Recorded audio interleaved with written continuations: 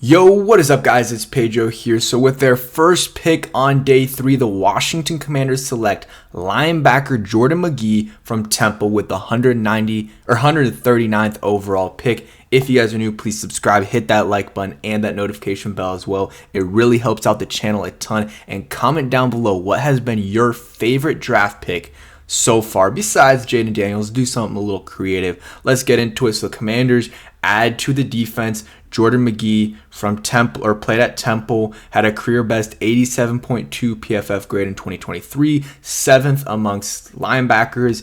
And they're adding to this linebacking core. This linebacking core went from awful to very good depth and a chance to be one of the best linebacking cores in the NFL. And I don't think that's a stretch. You have Frankie Louvu, you have Jamin Davis, who at minimum is a solid linebacker. You have Bobby Wagner, who was a stud last year. And then now you add in Jordan Magee, and you got some other guys in there for some depth. I might be missing some people as well, but you got some really good depth at the linebacker position right now.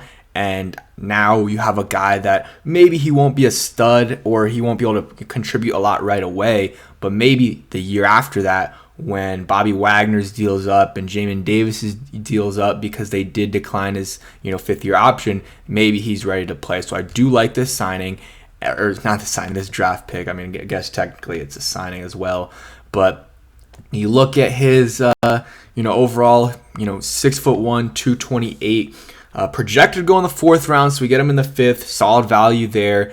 6'1", 228, if I didn't already say that. Hometown in Delaware, but I swear I saw some saying he's a Towson native, so maybe I misread that. You look at his stats or his combine results: 4.55 40-yard dash and 36-inch vertical. So pretty good numbers. I mean, 2024 combine rank was number 1 for linebackers, so that's pretty good. And we'll look over his stats real quick. So 2023. Second team All-American Athletic Conference, led team with 80 tackles, 14 tackles for loss, tied for the team lead in 3.5 sacks. 3.5 sacks for a linebacker is very good. Crazy that led the team in sacks, though. 4 PBUs and 1 forced fumble, so very good numbers there. Team captain in 2022, so I'm assuming he was in 2023.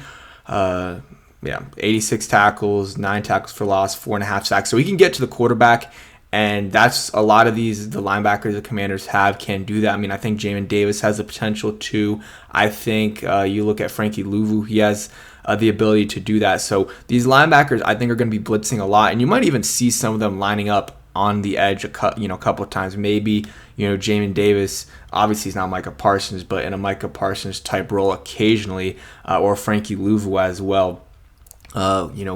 Trying to do what, or Dan Quinn's going to try to do what he did in Dallas with some of these linebackers and keep rotating them in and out and getting some pressure on the quarterback. You look at his other stuff, played 5 games in 2020, played in all 12 games in 2021, and 2019 redshirted. So 5 years in college. So he's pretty experienced and is going to be probably more NFL ready than some of these other guys.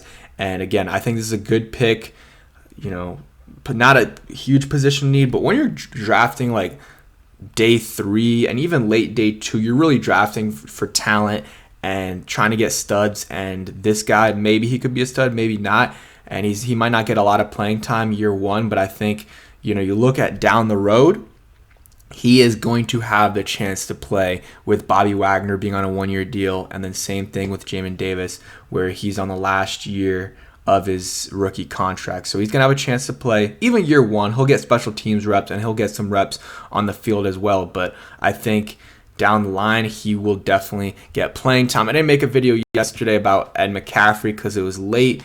Or not Ed McCaffrey, Luke McCaffrey. Ed McCaffrey is the dad of Christian and Luke, but they draft Luke McCaffrey, Christian McCaffrey's brother, and very talented receiver, quick, recently converted from quarterback to receiver, and talent runs in the family. We'll see what happens. Adam Peters obviously very well connected to the McCaffrey family with his time. I don't know if he knew him from his time in Denver. If I mean, obviously Ed McCaffrey wasn't playing, but he was probably still involved a little bit and went to events and stuff. So he might have known him there, but then definitely, knew Christian when he was in San Francisco and probably knew the rest of the family. So I like that pick. Adding a receiver to the team, guy that can play in the slot, can play on the outside, and I think we needed that. We needed another receiver. He's the biggest receiver on the team that has a chance to make the roster. And, we're slowly shaping out this roster. And obviously there's still holes and we're still rebuilding. But I really like what Adam Peters has done this draft. And, yeah, we'll, continue on to day 3, see what they do. But, yeah, thanks for watching. Hope you guys enjoyed, and peace.